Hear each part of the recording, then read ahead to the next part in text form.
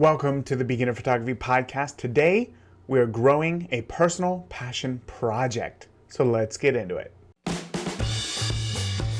Welcome to the Beginner Photography Podcast, a weekly podcast for those who believe that moments matter most and that a beautiful photo is more than just a sum of its settings. A show for those who want to do more with the gear they have to take better photos today. And now, your host, Raymond Hatfield. Oh, welcome back. Hello, everybody. Welcome to this week's episode of the podcast. If you are new here, I am Raymond Hatfield. I am your host, and I have a really great interview for you today. I hope that you had a good week. I hope that you had a great week. For all the mothers out there, I really hope that you had the happiest of Mother's Day. I know that we are not, that we can't be getting together in the way that we could in years past to celebrate you and all the mothers out there. But I hope that you still found some way to make it special. And I hope that it was a good day for you. I know that me personally, my wife's birthday actually landed on Mother's Day, so it was a double whammy. I had no excuse not to do all of the house projects that she asked me to do yesterday, so that was painting. And if she knows one thing about me, it's how much I hate to paint walls in the house. So she got me real good. But I put a smile on my face and I just did it. And honestly, it's one of those things. I'm really happy with the outcome. I think that it looks great, and her vision is good. I just hate painting so much.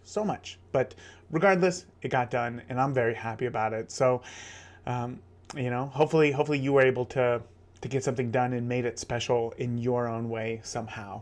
So, I wanna take a minute here to talk about. I know that several states here in the United States are opening back up as far as completely reopening the states, but they're opening up in phases. And many photographers are very happy about this. They're very excited. As I've seen, some are going outside and doing some social distancing sessions, And if you're doing social distancing sessions, I just want you to know that, the weather is nice. It's great to go outside, and it's always more fun to photograph when you have a subject who's, interested in the side of photography as well, to just make it a really good, memorable, enjoyable experience. But please, just, practice some, just be safe. Just be safe is what I'm saying here. I've talked about this plenty of times before on the podcast where, people have died on train tracks. People have, died falling off of cliffs, taking photos. And these are just not safe places to be taking photos. And I just want us all to be clear that no photo is worth your life. Now, obviously, you're not on the edge of a cliff. You're not on train tracks, but I just hope that you can practice some safety and some common sense as well, because again, no photo is worth your life. But I still want you to shoot. I want you to get that creativity. I want you to get those juices flowing. I want you to enjoy the camera. Just be safe. Just be safe about it. Let's be safe. We're gonna have plenty of time. Just be safe. So that's it. That's my soapbox moment. Before we get into today's interview, I actually wanted to give a quick shout out to Plastic 12. I want to give a shout out to Plastic 12 for leaving the show a 5-star iTunes review. Plastic said, Raymond's podcast has such variety of topics that regardless of where you are in your knowledge of photography, you will learn something valuable. Wow. Plastic, I really wish that I knew what your name was so that I could properly thank you for your review. But yeah, I have to assume that you're further along than being a complete beginner based on that review. And I'm glad that you're getting a ton out of these interviews, because I really try to make sure that there are questions for everybody to learn from. And I've really been incredibly fortunate to interview just some amazing and very supportive photographers on the show, and some who I never thought that I would have the chance to share a conversation with. But because of you and your reviews for the show, it shows potential guests that this is not some fly-by-night podcast. And therefore, they come on and they share their insight with you. So thank you, Plastic, for your 5-star iTunes review. So that is it. Let's go ahead and get on into today's interview with Megan Breukelman. Now, as always, premium members get the extended interview where we focus on making money with your camera. So today, premium members are going to learn a lot about how to turn your passion project into a business, into making income. Now, whether it be in the example here where Megan is making a magazine, or whether you just want to take photos of skid marks, tire skid marks on the street, we're going to talk about how to turn that into a way to make money. And it's great. It is great. So if you want to know the answer to that, as well as the answer to questions from past guests about how they use their camera to generate an income for themselves, then you can learn by becoming a premium member of the podcast simply by heading over to beginnerphotographypodcast.com and clicking that premium membership button at the top of the page. And that is it. So with that, we are going to get into this interview right now with Megan Breukelman.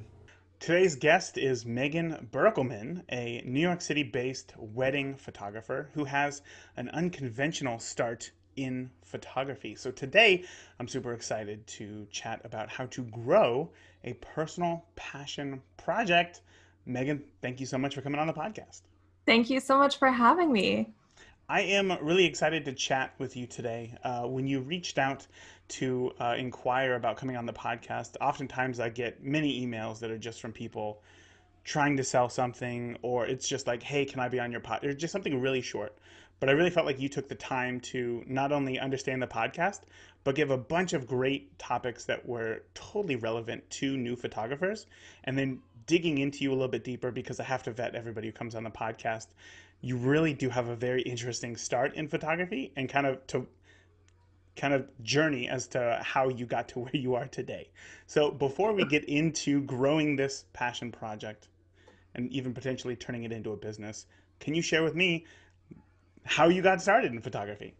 For sure. I started in photography. I was always interested in arts. Like this is the classic artist story of, oh, I was a little kid and I was drawing. But I was always really interested in the arts, and I picked up a camera. And when I was 14, I shot my first wedding. And 14, wow. Yes, I was 14. And you would not believe how many Uncle Bobs I have encountered because of that. To put it, I don't know how else to call them, but so I started shooting weddings then, and I was shooting a lot of portraits, a lot of like quote unquote fashion photography, where it was my friends in like their prom gowns in a forest. And I was really interested in taking photos, and it ended up becoming a career pursuit. And I ended up going to college for photography. And that is where I decided I wasn't going to be a photographer. I decided I was going to go into production and photo editing and magazines. And I basically had the thought process once I got to college of realizing there's a lot you can learn technically in photography, which is awesome. And I learned a lot of that. But there are also a lot of other ways to make a living adjacent to photography, and being able to kind of express your passion for the art without the, I guess, hustle of being a photographer. So I had set my sights completely differently on being a fashion photo editor. I was going to work in magazines, not understanding what the economy actually looked like, because, when you're 17, 18, 19, None of that matters. It is not the prime time to make life-altering decisions. But I ended up starting a fashion magazine with my friend Olivia Bossert that I met online. I met her in a young photographers Facebook group, and I messaged her and I said, do you want to start a magazine? And she said, sure. So we did that, which we can definitely dive into on the fashion project front. But that ended up leading me into a bunch of opportunities in fashion agencies and working with brands, and overall kind of in the sphere of production and fashion photography.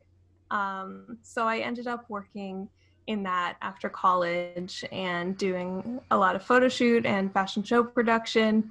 And a year into it, I made the complete switch, became a tech marketer.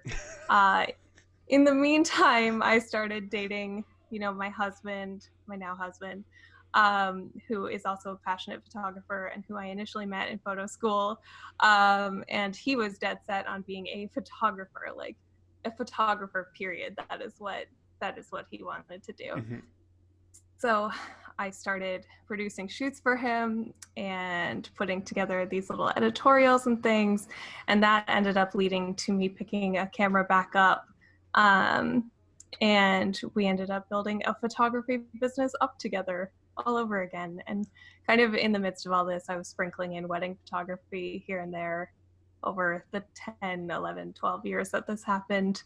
And now we're full-time wedding photographers, and there's a lot in between there that we can dive into. Yeah, let's start from the beginning. I want to know, how were you shooting a wedding at 14? Was this for a family friend? Was this like a commissioned thing? Did somebody search you out? How did that happen? So I was shooting a lot of portraits in my area, and where I grew up, it At was 14? the Niagara. Yeah. Yeah, wow. And I'm a go-getter, as they say. No. I can tell. I can't No, tell you what I was doing at 14. It was nothing. I was just hanging out and I was doing nothing at 14. I mean, it was basically between Neopets and photography at the time. So, I gotcha. but no. So I was shooting a lot of portraits, and I caught the attention of a local wedding photographer. And weddings were a huge thing where I grew up, because I grew up in the Niagara region of Ontario, which is just wineries and weddings. That's all you do there. And I caught the attention of her through a family friend, and she said, I have this wedding and I'm going to be in the bridal party. Do you want to shoot it? And I was like, okay, what? And what were you thinking? So she let me use her lenses. I guess they were looking for a budget wedding photographer, probably. I mean, like, I'm sorry, not on their part. Like, for you, like, what was going through your head at that moment? Like, surely that's a big commitment. It is a big commitment, but I was like, yes, why not? Like, what if I say no and then I never get to do this, Yeah. So I did get my foot in that tiny little door. I showed up to the wedding day. I hadn't even told them a price because I was just willing to shoot it for no money. Oh, that's awesome. And when I was leaving at the end of the night, they were like, how much do we owe you? And I'm like, $200. Scared to death. Yeah. And they gave me like $600 because they were like, what are you talking about? Are you high? Like, sorry. But no, so it was a bizarre experience. And the photographer who had given me the opportunity, she let me use all of her like L series lenses on my Canon 20D body. Yeah. Which, I thought I was big stuff at the time. And that really propelled me into actually shooting more and more weddings where people, on kind of Craigslist, it's called Kijiji. Mm-hmm. There were a lot of people looking for like budget wedding photographers, student wedding photographers. So I would answer those ads and I would be like, I'll do this for $400, which is big money to a 14. Of course, for 14, yeah, absolutely. And I ended up doing that pretty much until I went to college. And then even when I came home in the summers, I was still doing that. So that brings me to my next question, because this is something that a lot of people ask about, which is, is going to school for photography something that you need to do? Like, as a photographer, you can technically just buy a camera and now you're in the industry, right? If you know what it is that you're doing, you could brand yourself as, here I am. So what was it, as somebody who was already shooting weddings, what was it that made you think, you know what, I think photography school is the right choice for me? I have a lot of feelings on this, actually, because I don't think you need a degree to be a successful photographer by any means. Mm-hmm. I think actually a lot of photography BFA programs are they're not lacking in technical skill. They are lacking in the business and marketing aspects that people need to actually be successful. So I think if you are planning to study photography in a certificate program or a bachelor's program, it is definitely important to find a minor or find online education that will fill in the gaps for business and marketing, because that is how you actually get to be a photographer. It's not like you get to graduate and apply for a job for the most part. to be a photographer, unlike most degrees where it's like a degree is required for those things and you Yes. have to learn a lot of stuff. It's very different. But that being said, it was completely worth it for me to get that education. I think I mostly got a degree because I went to a very academic school growing up, and I came from a very kind of academic family Mm-hmm. where like my parents had several degrees. You know, it was a very academic culture. And when I was approaching graduation, I think I could have probably just gone out and been a wedding photographer forever in my small region, but I wanted to have a college experience and I wanted to understand what it was to get out of my bubble, which Mm-hmm. I think is one of the biggest parts of going to college for young photographers. It's getting out of your local bubble if you can, or if you stay in your local bubble for college, then it's at least giving you new experiences with new people. Um, so kind of getting to the point of the question is it even worth it to get a degree? I think you don't have to get a degree, but there are a lot of technical things that you learn being in that environment and being surrounded by other people who are striving for the same thing and being in critique environments that actually do help you grow. So regardless of whether it's a bachelor's or a certificate or something, it's worth it to think about photography education if you are at that point in your life when you're trying to decide if post-secondary education is something to look into.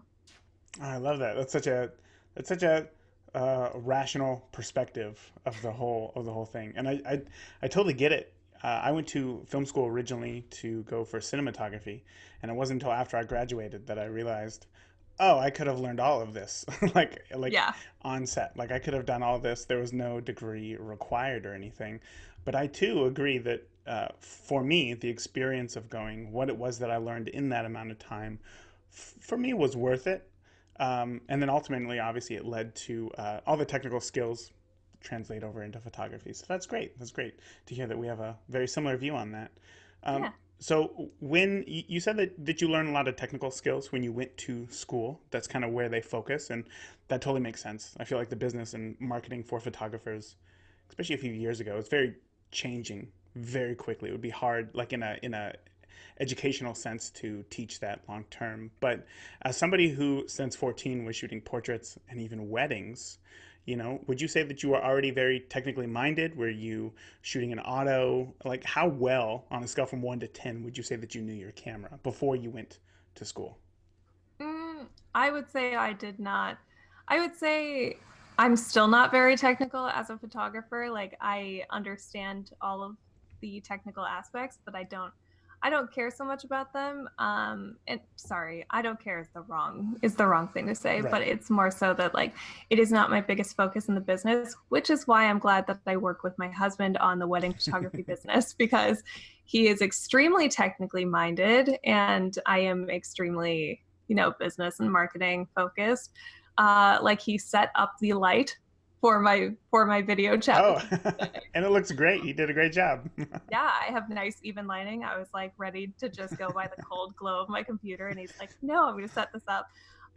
So I think when I hopped into weddings at that age, I knew what aperture was because I had been Googling all the different parts of my camera. Didn't think to read a manual, just went right to Google. So I was looking into what aperture is, what shutter speed is. I didn't really understand how they correlated with each other at the time. Like I didn't understand that like a higher shutter speed means you can like capture faster motion, which would have been great to know for a wedding, and how to balance all that stuff out. So there was definitely a lot of relying on probably aperture priority, but even in certain instances now, I still switch from manual to aperture priority just Hmm. because like sometimes it's nice to have things on auto so you can actually focus on the rest of the moment. Right. Yeah, yeah, yeah, yeah. I agree with that. I agree. I shoot all of my just like personal family stuff just in aperture priority because I feel like in that sense it's like, these photos aren't going to be printed large, like potentially lots of wedding photos could. And I just kind of want to be more present with my family, and that allows me to do that. And I'm okay with giving up a little bit of that control. That's very cool. That's very cool. So let's go ahead and start talking about passion projects, right? So you talked about fashion, you talked about this magazine. Tell me where this idea of a passion project started for you. Right. So I am so grateful that literally one day, seemingly, I woke up and I was like, I think I'm going to start a magazine. Because honestly, what happened was I was applying to internships at the time, and they were all like, "You're too young, come back later," or "You don't have enough experience, come back." Um, which I find interesting because to get a lot of jobs, you need experience, but Sure, yeah. to get the job, that's the experience. Anyway, Yeah. so I was applying to a lot of things. Nothing was really moving for me in the fashion sense, and I was very convinced I was going to be in fashion forever. Um, so I decided to make a project on my own, and I found a website that did flippable magazines, which is issue.com, which is ISSQU, and it makes a very realistic page flip for a digital magazine. Because I had seen there were a lot of people starting blogs at the time, and I am not keen on being a fashion vlogger ever, because I didn't know that much about fashion, even though I was very passionate about it. I wasn't ready to like dive into garments and what they all meant, so I had to figure out something to do with my time. And I did end up, yeah, so I did end up messaging Olivia, and we ended up starting the magazine, which we truly didn't know how to do, but we decided we were going to do it. Real quick, before you get into that, I want to know, you said that you woke up with this idea, like, I want to start a magazine. Did you have an idea on how you would help people, how you would share information, just to share your photos? Kind of what was that goal from the beginning for you? Sure. So from the beginning, hang on. Sorry. No worries. So from the beginning, it wasn't about me wanting to share my own fashion photography, because I had seen other fashion photographers work and it was way better than mine, and I wanted to share what other young people were doing, and that was the initial thought process. It was that we wanted to share the work of young creatives and give them a platform. Um, we put our own work into the first and second issues because we didn't have other people's work. Like, we had some submissions, so we put out a submissions call on Facebook, which was really big at the time. There was not really Instagram at that point, like it was just starting. Um, and yeah, the goal was to give a platform to young photographers and young creatives, because at the time we were like, is it going to be a fashion magazine with like music people? Who knows what it's going to be? So the first issue is just a mishmash of like, here's a fine artist next to this fashion editorial. But yeah, we ended up niching down, obviously. But yeah, that's how that went. So is that, you think, the kind of natural progression of how most photographers start these things, which is just like, hey, I have a crazy idea, I'm just going to dive in and then refine it later? I think so. I think that's how a lot of things get started. Most of the time, those things don't get put public Hmm. until people refine ideas, but sometimes you just have to publicly sort yourself out. Um, but yeah, I think when starting a passion project, figuring out, you got to at least figure out what it is that you're setting out to do. Like, we had set out to give a platform to young creative people who were into fashion, and we had no idea what that looked like. Like, I had no idea it was going to end up being a magazine that was in print and had a big Instagram and all that stuff. I had no idea that was what it was going to look like, but I did know that it was going to be a space for people, a platform for people. So then let me ask, I guess, how detailed do you need to be in the beginning? Because a lot of people get stuck on that idea of, well, if it's not perfect, I'm not even going to go ahead and start it. So how much detail, there has to be some sort of plan. How much detail do we need in the beginning just to get going? Sure. I am not a perfectionist by any means. I wish that I could say I was, but I am more so a person like, like I mentioned, like I will just throw it out there, Yeah. see what comes of it, and keep building from there. So I think if you're scared to put something out there that you're working on, don't be, because we are living in a world where there's so much stuff that if you put something out there and then a week later you decide you don't love it, it's okay, because no one knows about it. They don't remember.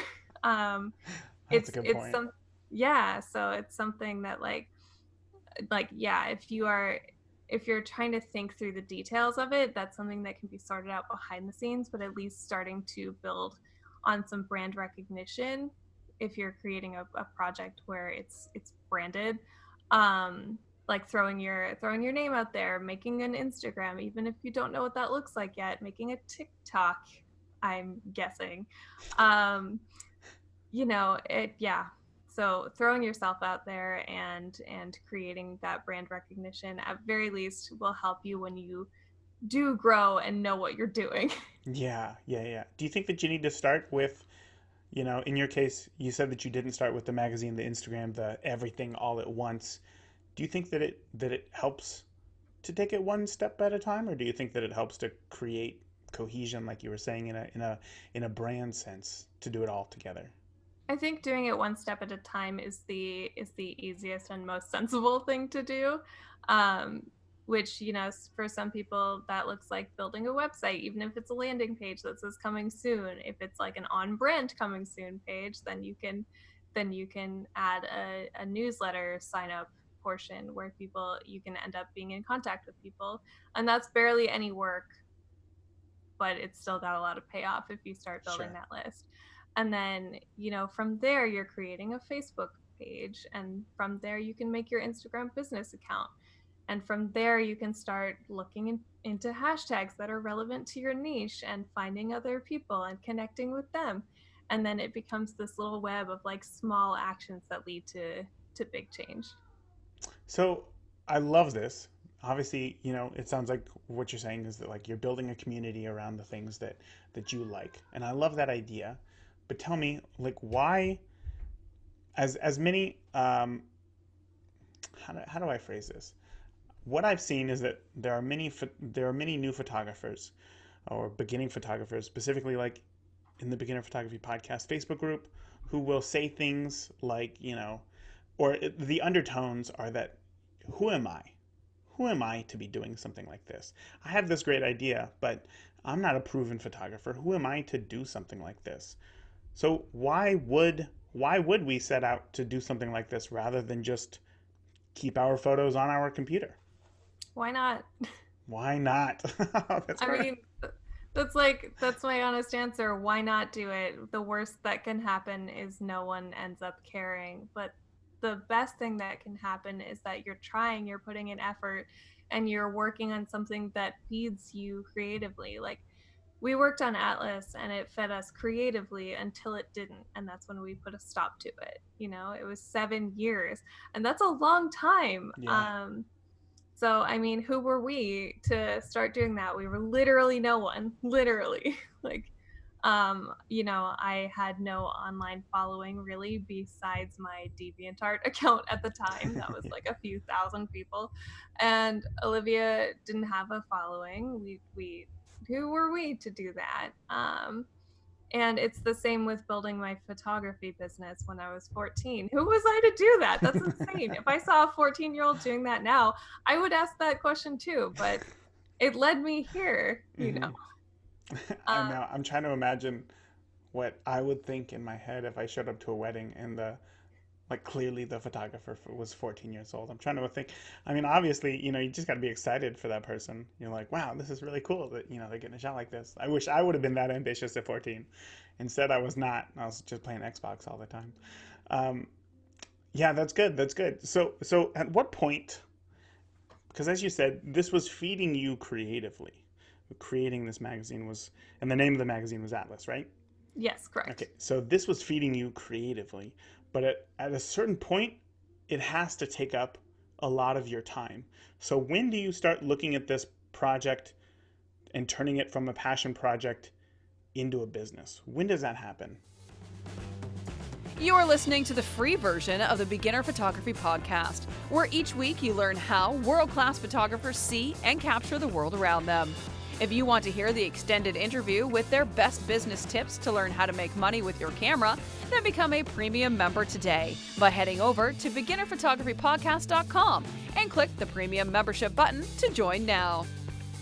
Okay, so first of all, thank you so much for sharing all of that insight when it comes to, turning a passion project into a business, because obviously that stuff is, people have a lot of questions about that. Everybody loves the idea of a passion project. Everybody wants to go off and do something on their own. I know that when I was in high school, and I've told this before on the podcast, my dream was always like, following the band, until they got their Grammy, or like following the team until they won the World Series, or something that was just like that long-term story that at some point later you could curate into something, into a real project.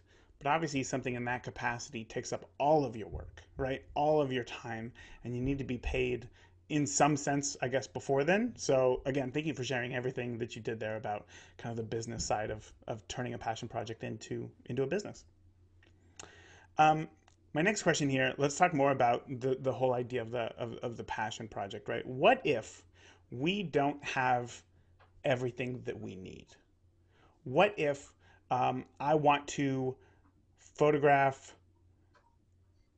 clouds from airplanes, right? I mean, I love clouds. I love looking at clouds. I love being in airplanes. What if I want to photograph clouds from airplanes? But, air travel, obviously right now, in this point in history where we're at, is not, safe. But also, it can be rather expensive for, say, a passion project. So how do we make do with the idea that we have compared to the vision that we want it to be? Sorry, Sure. that was a really roundabout question. I feel like that wasn't really filled out at all. I still hear these kids playing basketball upstairs. I apologize. Did that question make sense at all? It's all good. I mean, I'm trying to think about everything in respect to clouds from airplanes, because that is a particularly difficult one. We are in a pandemic, sir. No, let me think about that. I mean, making do with what we have. That's hard. Oh, well, I guess in your situation, like you wanted to create a magazine, right? You wanted to create a magazine from the beginning. Did you want it to be in print, or did you think, you know what, if people just view it online, that's good enough for me? I didn't think it was going to be in print ever. I thought that was a pipe dream. Mm-hmm. But we really did build up enough of an audience. And I think that's important to consider if you are putting a passion project out to the world, beyond just like putting it as a page on your website and forgetting about it and leaving it there. If this passion project is something that you want to have eyes on, then it is something you should be also looking for feedback on. And that kind of goes back to what you were saying before on when does it matter what other people think. Yes. If this is something you truly do want to build on, then it does matter to have public feedback, which also goes back to the whole aspect of critique that I really appreciated about being in a college environment, because having critique helps you build, and having feedback from an audience helps you build. So if you don't have the ability to get in an airplane right now and photograph clouds, what you can do is take all the cloud photos you have right now, do something with them, put them out to a public audience, whether that's Instagram, whether that's Facebook, whether that's Twitter, because there is actually a big photo community on Twitter, and get that feedback. Let people know what you're doing and make them aware of your project. And from there, you can build that brand awareness. You can build on that recognition of what you're trying to accomplish, and then that's a stepping stone, that's a building block. And then next time you get in an airplane and photograph clouds, you have the ability to get more feedback on that. You have that reception from your audience. Does that make sense? That felt like a really roundabout answer. It felt like you were working your way through that answer, and Yep. it felt like gold came out there, for sure. No, absolutely. You know, if if you put it out there, and I think that what you're saying is that like if you love this thing, you can see if other people love this thing, and then if it grows, perhaps you'll have more resources to do the thing that specifically you want to do. In this sense, rent an airplane. Yeah, support leads to more resources. Sorry, can you hear my radiator? No, I can't. We just got all sorts of noises going on. New York No, radiators are like haunted. It's a whole thing. Um, that anyway, sounds like a new passion project. Haunted New York shoot, radiators. shoot, I completely lost my train of thought. But what I was trying to say yeah, the more support you have with your project, the more resources you end up with, because at some point maybe there's someone who's like, hey, I've got a plane you can come photograph clouds from. Or there's people who are like, hey, there are cheap flights from here to here, maybe you should consider doing those. It's getting that community help. And I know building a community is like a well talked about theme on your podcast, you know, because it's super important. So Absolutely. yeah, building a So community around that passion. I think you would agree with me when I say that like building a community though can be hard, right? It can be maybe it's not hard. It just takes time, right, and persistence. So how do we ensure that we don't fail at something like this? If you do, let me ask, geez, these questions. I apologize. How do No, we you're ensure good. that we don't fail at something like this? In the sense of when you first started the magazine, did you have like a yes or no? Like, oh, if this thing happens, we're doing good. If this thing happens, I'm gonna give up. I mean, I look at failure. Let me think about how to phrase this. I have a tough time looking at failures as failures, which is, you know, a strength when you are a brand builder, because I look at a lot of failures as opportunities. You know, we made it for 3 years in print, and then we ran out of money.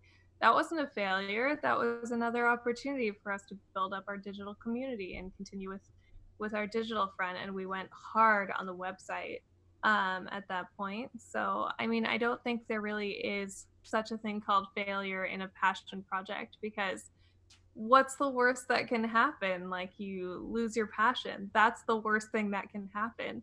And that's not going to harm you. And it may harm in an emotional sense, but Sure. in the rest of your life, you know, um, things will be okay if your passion project does not end up with 100,000 followers and it doesn't end up going viral on BuzzFeed. You just got to keep things in perspective in that sense.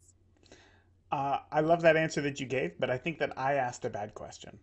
So let me rephrase into a different question. How important is persistence and consistency in a passion project? It's everything. It's It is everything. everything. If you're truly passionate about it, then that persistence is what will take it to the next level. That being said, when you're working on something probably for free for a long time and it feels like there's no like reward coming back to you, I understand how hard it can be to wake up and keep on working on it and keep on doing something day in and day out and being persistent and consistent with it, because some days you just want to like you want to shut it all down and just give up on that. But yeah, I would say it's very important to keep consistent and to keep persistent if this is something you really really care about. And the second that you stop caring about it and you don't want to be persistent about it for like more than That that one bad day day. or that bad week, it's like there's a difference between having a bad day, having a bad week, or just constantly like dreading starting your day, you Mhm. know. So That's tell me about true. that for you then. Tell me about that for you because obviously you said that you've had those days. I've had those days. I've showed up to weddings and thought to myself, I'd rather be at home right now than right here. So when do we when do we know to keep going? When do we give up? Sure. We've all had bad days at work. We all know what that feels like. It's about finding the balance of what matters more, you know.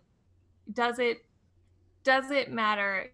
Is the problem that you're having with what you're doing right now, is it going to matter in a day? Is it going to matter in a week?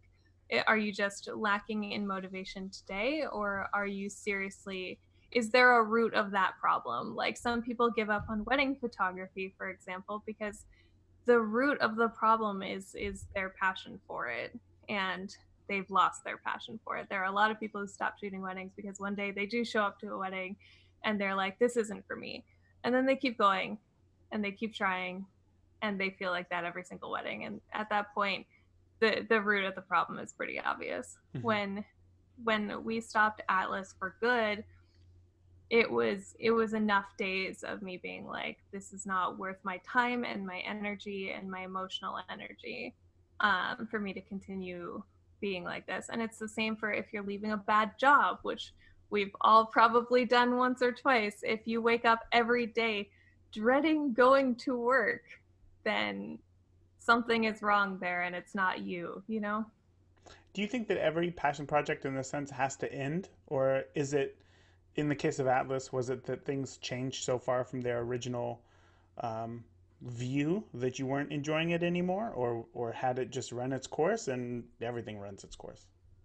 Everything does run its course. I think there are some people who have passion projects that last forever. There are photographers who photograph certain personal projects for 60 years, you know, and that's super impressive.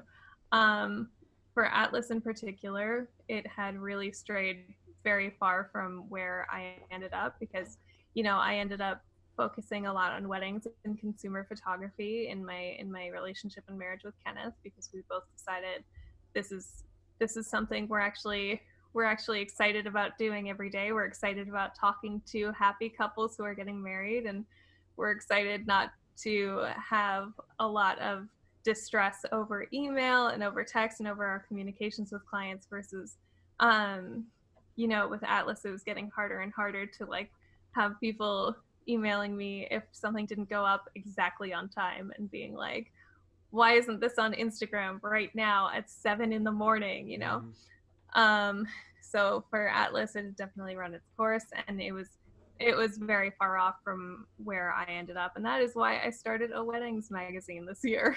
Oh, Um, perfect. That was going to be my next question. What is your next passion project? This is it. yeah, that is my passion project. Besides my business, which really feels like our wedding photography business seriously feels like a passion project because it's so exciting to work with our clients and edit our photos and keep building the business. But my no money passion project right now is Betrothed Magazine, which is a New York based wedding magazine focusing on the art and the heart of a New York wedding. And what that means is that weddings in New York are often very, very, very, very, very, very, very expensive. And as someone who ended up with a 30-person wedding in a photo studio, I realized that's not the only way you can do a wedding. And there are tons of people in this city who aren't going to spend, like, presumably their life savings on a wedding, you know? Sorry, did you hear my buzzer go off there? I didn't. Mm-mm. Shoot, this microphone's too good. Okay. It's the day of distractions. Gosh, Uh, yeah, that's that's going to be the title of this episode, Day of yeah. Distraction. But anyway, so the magazine focuses on the vendors and the couples who are having unique experiences in the wedding industry, because not everything is what, I love the knot. I love it so much, but not everything is the pristine, perfect wedding that the knot puts out there. Yes, yes. And I wanted this platform to showcase that. And there's a lot of vendors in New York City that I wanted to showcase who are working with queer couples, who are working with couples of color, who are, people in marginalized audiences. And it's a lot of fun to work on it and to collaborate with wedding vendors who are just so happy to be working on things like this. I can tell that you're really excited about this, as just seeing your face when you were ending that last question about Atlas versus this new question Yeah. about your new magazine here just completely lit up. So I think that you're on the right path. And obviously, if you feel that you are, then that is all that truly matters at the end of the day. Megan, I've asked you a bunch of questions. This is kind of a world that I'm not perfectly attuned to. So is there anything that I didn't ask you today that you think that listeners should know about the idea of a passion project?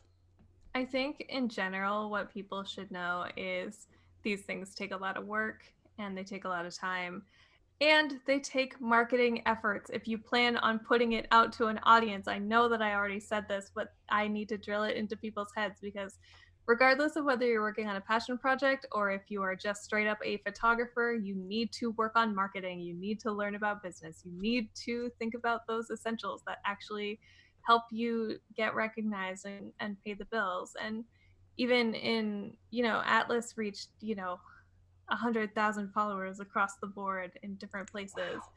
Yeah, and that created an awesome audience. But with my magazine with 2,000 followers, my wedding magazine, there's still a lot of people talking about it. There's a lot of feedback there, and it really, we're still getting a lot of submissions, and it doesn't matter the material numbers and everything you see at face value.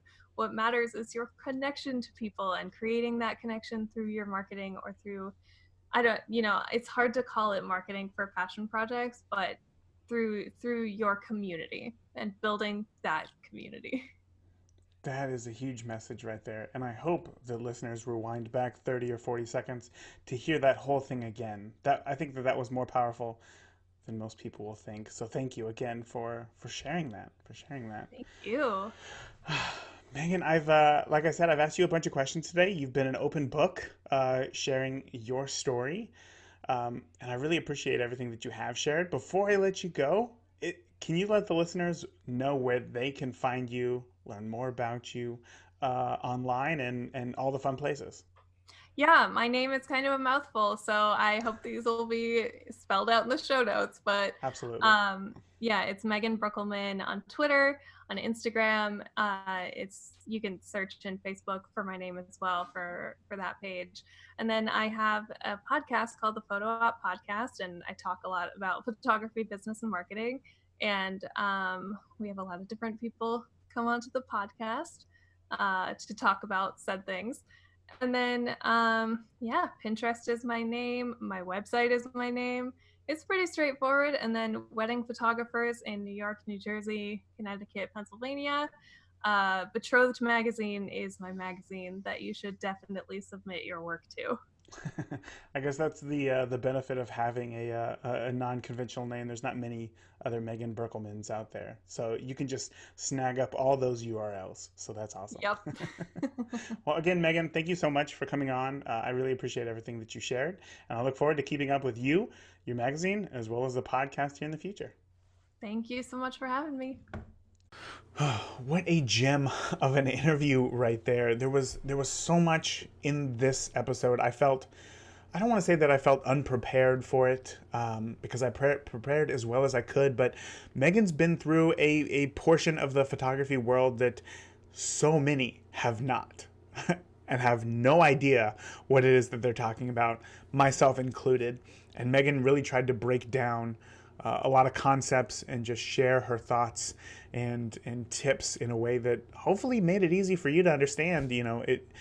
I asked a lot of questions in there, and she always had a great answer for me. So Megan, if you're listening right now, thank you so much for just being so open and sharing all the information that you did today.